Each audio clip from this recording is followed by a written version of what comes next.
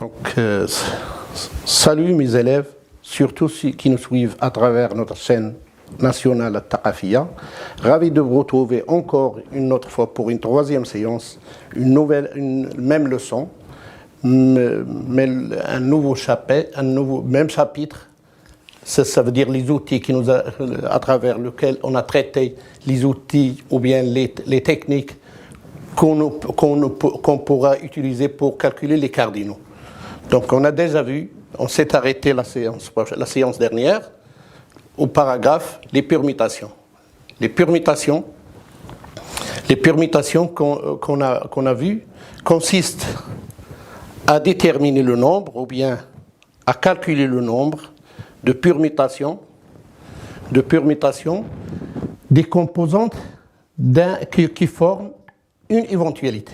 Par exemple, si on a une éventualité qui est formée par des composantes R, N, V, c'est une boule de couleur rouge et l'autre une deuxième de couleur noire, la troisième de couleur verte. Donc les permutations, ça nous permet de déterminer quel est le nombre de toutes les permutations qu'on pourra obtenir en pivotant ou bien en changeant l'ordre de sortie de l'élément R, l'élément N, l'élément V. On a vu bien sûr que lorsque les composantes sont tous distinctes, on obtient un nombre de permutations égal à 6, qui est exactement égal à 3 factoriel. Qu'est-ce que ça veut dire 3 ? 3, c'est le nombre des éléments qui forment l'éventualité. Donc, on a R, N, V, c'est 3. Donc, si je pivote, ou bien si je fais tourner l'ordre des éléments, ou bien des composantes dans la même éventualité, j'obtiens 6 exemples, ou bien 6 éventualités différentes. Ils diffèrent, bien sûr, au niveau de l'ordre d'obtention de chaque élément. On a vu aussi que lorsque les composantes, parmi les composantes, il y a 2, par exemple, qui sont identiques, dans cet exemple-là, on a 3 composantes, on a une éventualité qui est formée par 3 éléments, 3 composantes, mais la différence entre le premier exemple et le deuxième exemple, c'est que dans le premier exemple, les composantes sont tous différentes, sont tous distinctes, et on a obtenu 6 éventualités ou bien 6 permutations. Tandis que cet exemple va nous traiter ou bien va nous montrer que le nombre des permutations ne restera pas 6, mais il devient 3. Pourquoi 3 ? Vous voyez que le nombre de permutations, on obtient seulement 3 permutations. Je change R, je mets le R dans le premier ordre, dans le deuxième ordre, puis le premier ordre, troisième ordre, puis le deuxième et le troisième. On obtient seulement 3 éventualités. Et on a généralisé, c'est tout ce qu'on a vu la séance dernière, on a généralisé. Si, par exemple, je veux choisir un élément qui sont partagés en P catégories. Donc, j'ai par exemple les catégories le rouge ou le vert, ou bien le rouge et le vert et le noir. Si N1 désigne le nombre de la catégorie 1, N2 désigne le nombre de la catégorie 2, NP en général désigne le nombre de la catégorie P, alors le nombre de permutations qu'on pourrait avoir est donné par cette expression-là.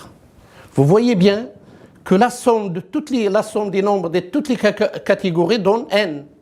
Par exemple, l'exemple précédent, la somme des composantes égale à 3. Donc, elles sont séparées ou bien elles sont classifiées selon les catégories. Le catégorie 1, voilà le N1 factoriel, le nombre du catégorie 1, N1 factoriel, N2 factoriel, N3 factoriel, N3 factoriel. C'est la même chose qu'on a vu, vous voyez bien, que j'ai partagé le nombre 3, c'est le nombre total, 2, c'est exactement 2R, 1, c'est pour, vous voyez bien que j'ai distingué les chiffres en colorant le 2 en rouge et l'autre en vert, pour bien mettre en évidence la formule qui nous donnera le nombre de permutations, même si les composantes sont, parmi les composantes, il y a quelques-uns qui sont identiques. Maintenant, on passe à autre paragraphe qui sera aussi un outil qu'on pourra utiliser pour calculer les cardinaux, bien sûr. Donc, je le nomme les arrangements. Vous allez voir que les arrangements, il y a deux types d'arrangements. Il y a des arrangements avec répétition et des arrangements sans répétition. Donc, le troisième paragraphe est consacré pour traiter les arrangements sans répétition. Pour donner la définition, avant de donner la définition des arrangements de ces arrangements, je me suis obligé expliquer le symbole qu'on va utiliser après. C'est ce qu'on appelle un arrangement de P à N. Donc, si N et P sont deux entiers naturels, bien sûr, vous remarquez bien que le P ne doit pas être nul. Et bien sûr, il doit être inférieur ou égal à N. Donc, l'arrangement, ce symbole-là, on le pose, ou bien la façon pour calculer cet arrangement, égale à N, commençons par N, et on doit multiplier P facteur. Comptons bien sûr de N, à partir de N. À partir de N, je dois compter P factoriel. Donc, par exemple, si je veux calculer l'arrangement de 3 parmi 6, ça se lit comme ça, arrangement de 3 parmi 6, on va voir après la lecture. Je commence par 6 et je dois multiplier combien de facteurs? Je dois multiplier 3 facteurs. Donc, le premier facteur, c'est 6, le deuxième facteur, c'est 5, le troisième facteur, c'est 4. Je m'arrête en 4. Remarquez bien, parce que vous aurez le droit, vous aurez la possibilité pour vos branches, les branches des sciences et des branches techniques, ils auront la possibilité d'utiliser la calculatrice, sauf les sciences maths, ils n'auront pas l'autorisation d'utiliser aucun type de calculatrice. Vous avez le droit d'utiliser la calculatrice pour calculer, par exemple, cet arrangement. Vous n'avez qu'à appuyer sur la touche 6, puis appuyer le Shift. Pourquoi? Parce que le NPR, le symbole qui vous permettra de calculer l'arrangement, il est en rouge. Vous le remarquez, il est en rouge. Donc vous devrez appuyer le Shift, puis NPR, puis le plus petit chiffre, ou les 3, et vous mettez égal, vous obtiendrez le résultat final, c'est 180. Donc je me demande à quoi ça sert cet arrangement-là, ce symbole-là, à quoi ça sert pour calculer les idées, pour calculer c'est un outil, ça nous servira pour calculer les cardinaux.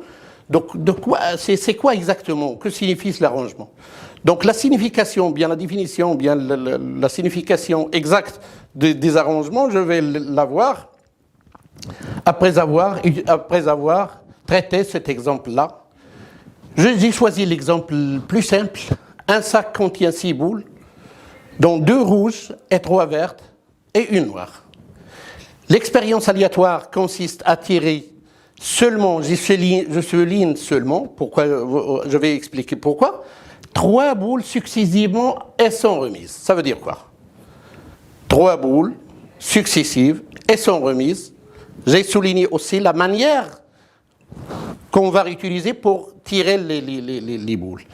La question qu'on vous posera, donnez le nombre de toutes les éventualités possibles. Quelles sont les éventualités possibles qu'on pourrait avoir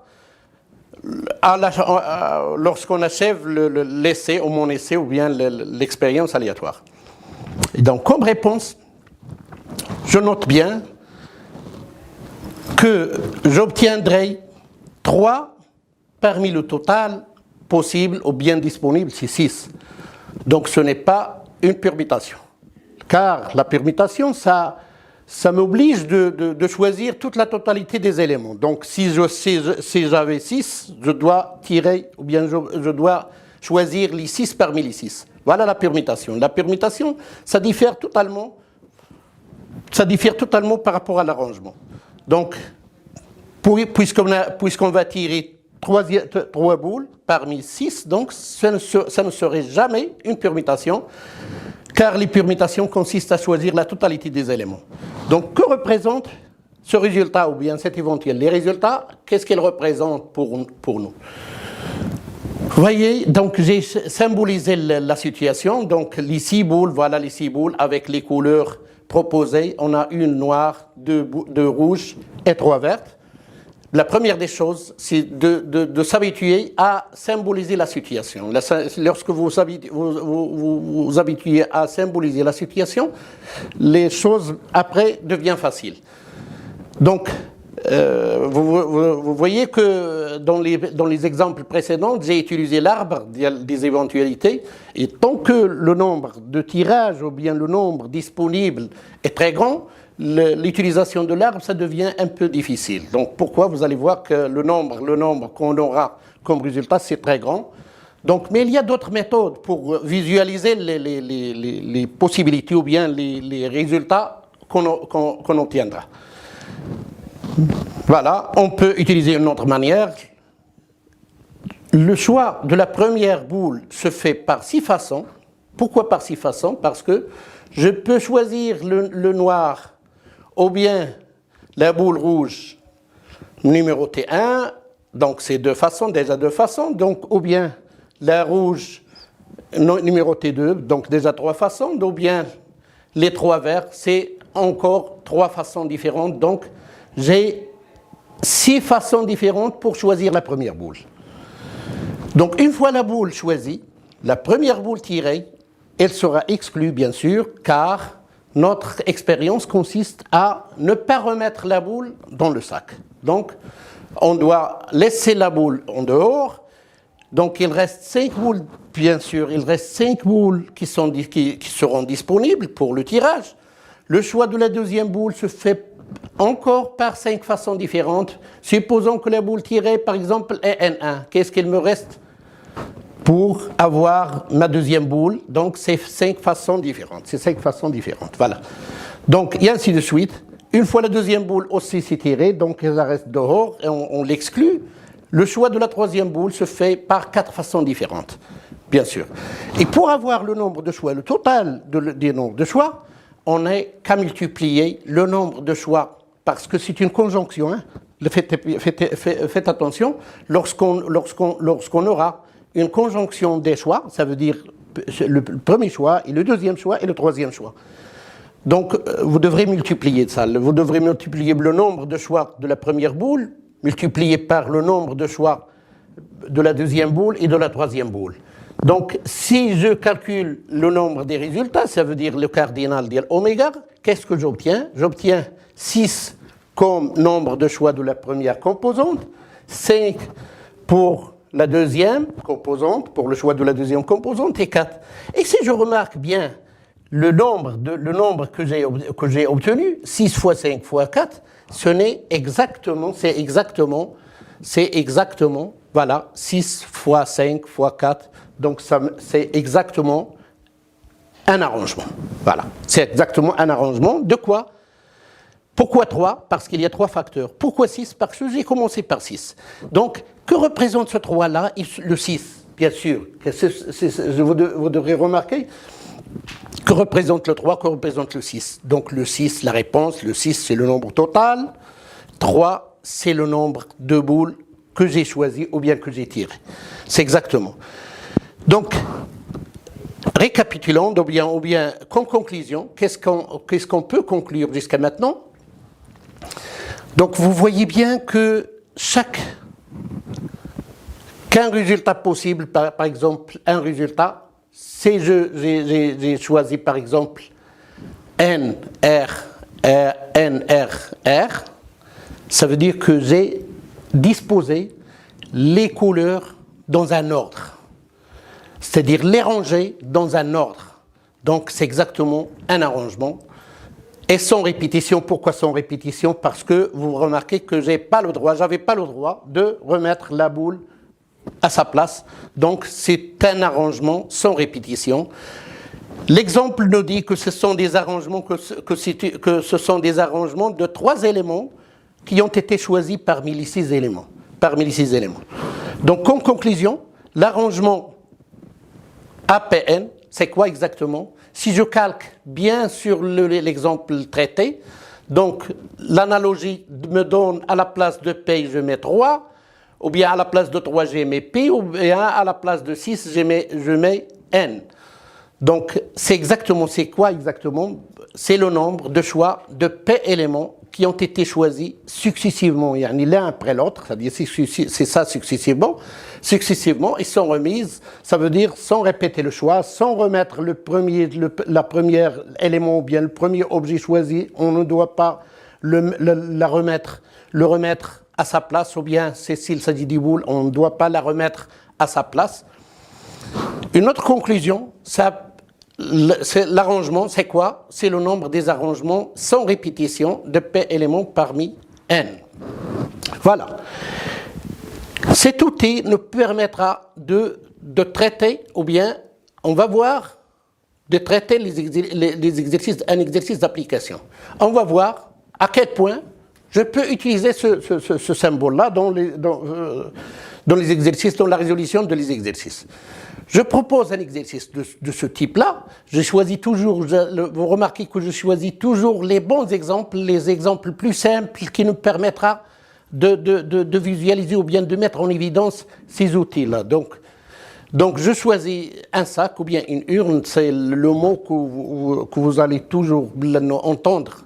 Une urne ou bien un sac, c'est la même chose. Les urnes, elles sont utilisées les votes ou bien une urne ou bien un sac contient 9 boules qui sont partagées de la manière suivante: 4 rouges, 3 noirs et 2 vertes. L'expérience aléatoire consiste à tirer 3 boules et successivement sont remises. Vous remarquez bien les mots que je souligne. Je souligne le nombre total des boules, le nombre total disponible parmi lequel vous devrez choisir, et le nombre favorable, ou bien le nombre qu'on vous fixera de choisir, bien, donc de tirer. Donc je souligne 3 boules, parce que je vais choisir 3 éléments parmi 9. Et la façon de choisir ces éléments-là, successivement, ils sont remises. On considère les événements suivants. Si je considère l'événement A, obtenir 3 boules rouges, B, obtenir 3 boules noires, obtenir 3 boules de même couleur, obtenir 2 boules rouges et 1 boule noire, obtenir les 2 boules vertes, et la deuxième question, déterminer le cardinal.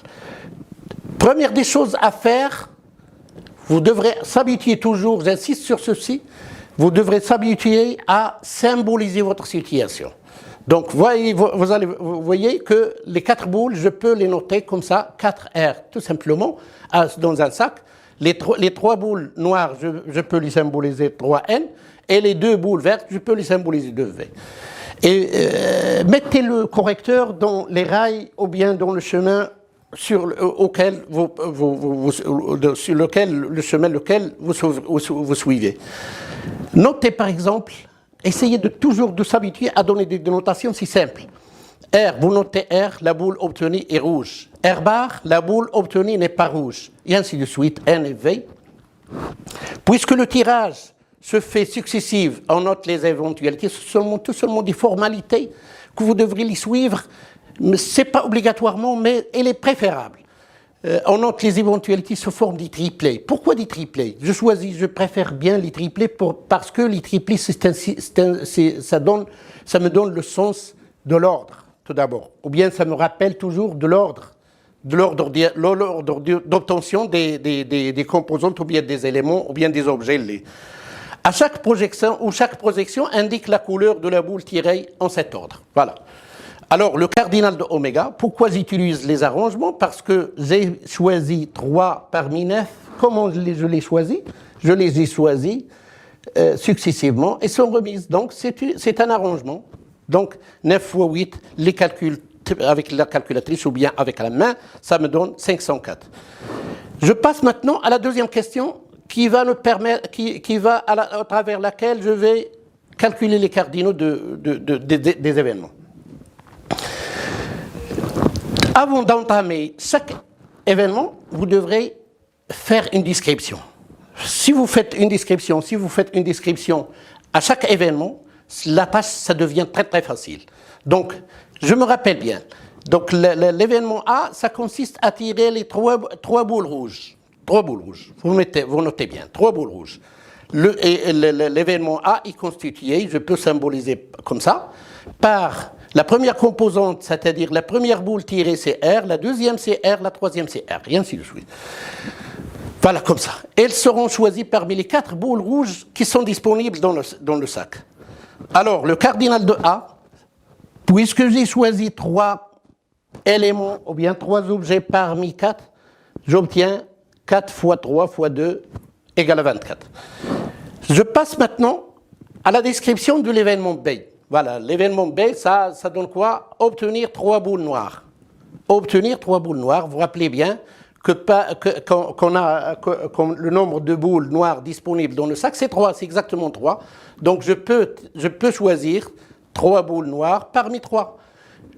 Voilà, je donne une symbolisation à l'événement B, N, N, N, et lorsque je fixe comme ça, ça m'entraîne à choisir les 3 N parmi les 3 disponibles.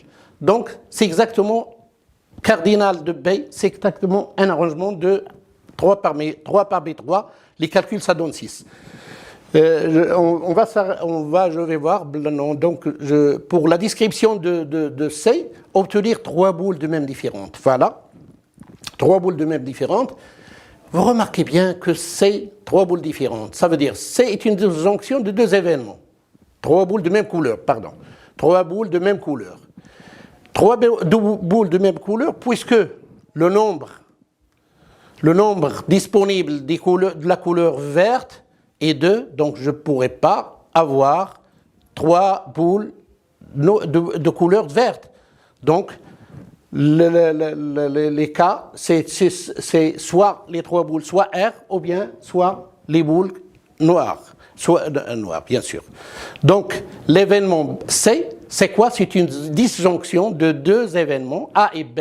Les 3 boules tirées seront rouges, ou bien elles seront noires, car ils ne pourront pas être vertes, car le nombre disponible est strictement inférieur à 3. Dans ce genre-là, on doit additionner les 2 résultats précédents. Cardinal de C égale à cardinal de A plus cardinal de B égale exactement 6 plus 24 plus 3. Pourquoi exactement l'addition? Pourquoi ne pas la multiplication? Donc vous tenez compte, vous faites attention. Lorsque vous aurez une disjonction de 2 événements, ça veut dire lorsque vous sentez que le mot utilisé c'est ou, ça veut dire quoi? J'obtiendrai les 3 boules rouges, ou bien c'est une disjonction exclusive, donc ou bien noir. Les boules ne peuvent pas être rouges en même temps et noires en même temps, donc c'est une disjonction exclusive. Donc là, dans ce cas-là, vous devrez appliquer, vous devrez additionner les résultats. Donc on s'arrête là. On terminera la séance prochaine pour l'événement B, pour l'événement D. Et on se retrouvera dans une autre séance, Inch'Allah. Au revoir et à bientôt.